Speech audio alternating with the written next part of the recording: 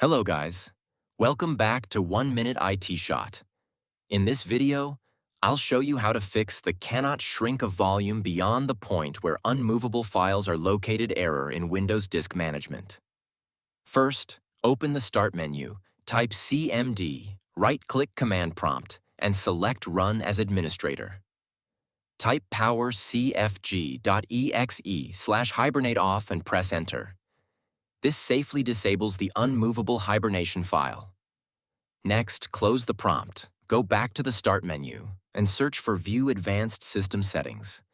Under the Performance section, click Settings, switch to the Advanced tab, and under Virtual Memory, click Change. Uncheck the Automatic Management box, select No Paging File, and click Set. Confirm by clicking Yes, then hit OK and Apply. Finally, switch to the System Protection tab in that same window. Select your C, Drive, and click Configure. Choose Disable System Protection. Click Apply and confirm with Yes. Now, restart your computer. Once it reboots, open Disk Management and try shrinking your drive again.